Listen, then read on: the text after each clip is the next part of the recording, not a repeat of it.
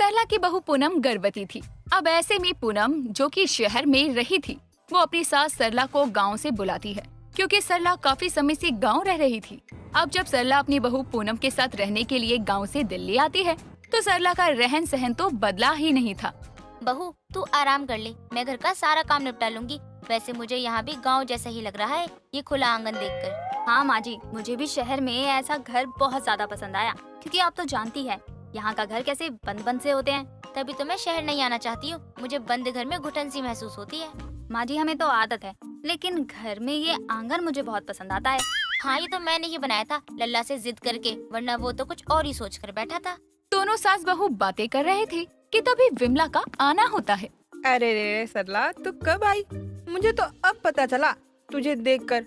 बड़े दिनों बाद तुझे देखकर बहुत खुश हो रही हूँ। तुझे भी देखकर मुझे बहुत खुशी हो रही है। और बता, घर में सब ठीक तो है ना? सब अच्छे हैं।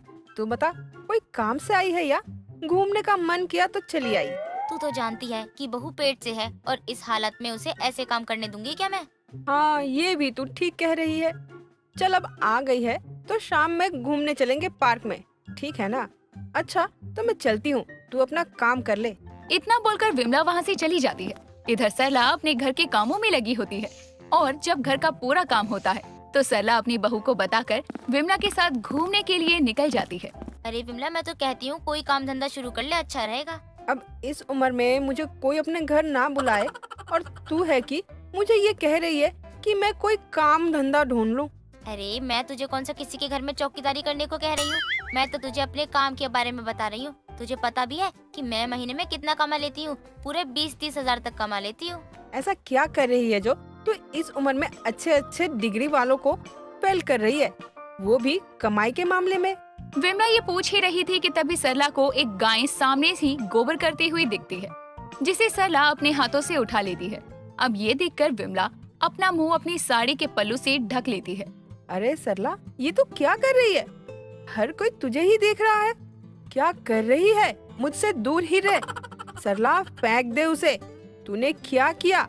अरे यही तो वो राज है जिसमें मैं महीने में इतने कमा रही हूँ, और अच्छों को मैं डिग्री में पीछे छोड़ रही हूँ। छी सरला, तू ये क्या बोल रही है? भला कोई गोबर से भी इतना कमा सकता है क्या? मुझे एक बात नहीं समझ आ रही है कि तू इस गोबर से करती क्या है?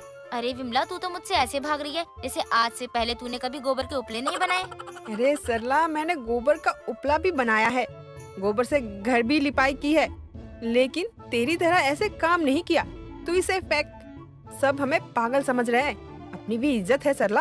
अच्छा, तुझे वो पान वाला बुढ़ा दिख रहा है ना, तभी तू इतना इतरा रही है। चल तू पीछे से आना, मैं चलती हूँ, वरना तेरा सेट किया हुआ बुढ़ा बुरा मान जाएगा।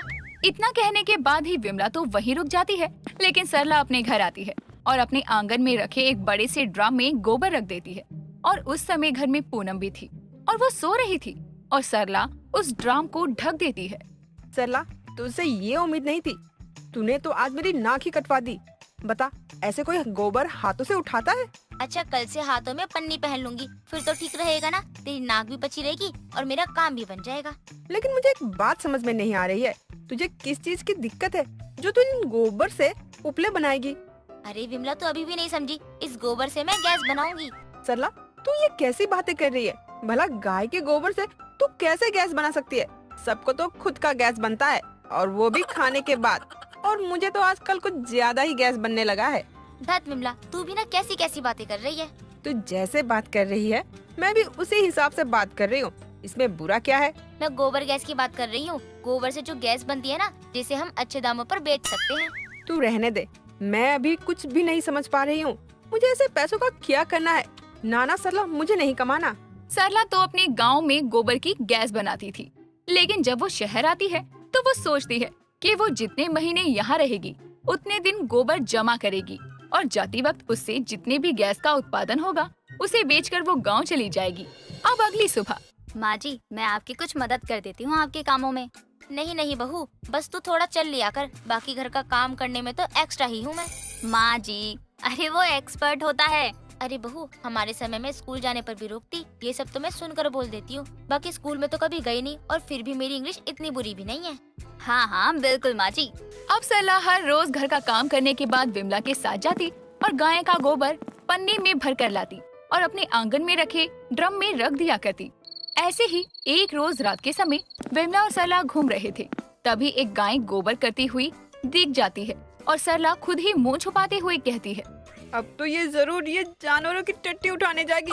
विमला निकल ले, इससे पहले कि तेरी बेइज्जती हो। अरे ये तो कुछ ज्यादा ही पतला है, लगता है गाय का पेट ठीक नहीं है, जरूर उल्टा सीधा खा लिया होगा तभी इसका पेट खराब हो गया है। अब सरला अपने घर आती है और हर दिन की तरह उसी ड्रम में गोबर रख देती है। और अब अगले रोज सुबह सुबह सरला के आंगन से बदबू आ रही थी। माँ जी, मुझे ना बहुत दिनों से घर में ना कुछ ज्यादा ही बदबू आ रही है और ये तो बदबू मुझसे बर्दाश्त हो भी नहीं रही। बदबू? बहू कैसी बदबू? जरा बता तो सही, तभी तो मैं समझूंगी ना कि तू किस बदबू की बात कर रही है। माँ जी, बदबू का मतलब बदबू ही होता है, बदबू का कोई टाइप थोड़ी होता है। बहू लेकिन मुझे यहाँ पर कई तरह की बदबू आ रही है, मैं तुझे कैसे समझाऊं, लेकिन मैं देखती हूँ क्या सड़ रहा है। अरे क्या बात है, सास बहू में क्या बातें चल रही है? अरे विमला आंटी, आपको भी अजीब सी बदबू आ रही है क्या? मैं कब से माँ जी से कह रही हूँ, तो माँ जी कह रही हैं कि कैसी बदबू। अरे बहू, अब तेरे घर से बदबू नहीं आएगी तो क्या मेरे घर से बदबू आएगी? अरे तू कहना क्या चाहती है? मेरे घर में साफ सफाई नहीं होती है? पूरे एक टाइम सफाई करती हूँ मैं पूरे दिन में, वो भी मैं खुद ही करती हूँ। अरे सरला, घर में तेरे किसने कहा है साफ सफाई नहीं रहती है? बल्कि जो तूने आंगन में गंदगी फैला रखी है उससे तो मैं कई दिनों से तेरे घर भी नहीं आ पा रही। अरे वो तो बिजनेस है, तू तो जानती है ना। क्या है माँ जी उस ड्रम में? तेरी सास ने उसमें गोबर इकट्ठा कर रखा है, यही तेरे आंगन में, जाकर देख। और इसी बदबू ने तेरा ही नहीं बल्कि पूरे मोहल्ले का जीना हराम कर रखा है। अब जब पूनम उस ड्रम का ढक्कन हटाकर देखती है तो उसमें गोबर सड़ रहा होता है, जिसे देखकर पूनम अपनी सास से कहती है, माँ जी, ये सब क्या है? मुझे पता है आप गांव में गोबर से गैस बनाती हैं, लेकिन ये यहाँ संभव नहीं है। माँ जी, मैं इसे अभी फेंकती हूँ, वरना एमसीडी वालों को पता चला तो अच्छा खासा चालान काट देंगे। अब इस तरह पूनम अपनी सास को समझाती है और सरला भी पूनम की बात मान जाती है। और तो और वो ये फैसला लेती है कि अब जब वो गांव जाएगी तो ही वो अपने गोबर से गैस बनाने का काम करेगी, जो वो करती आई थी।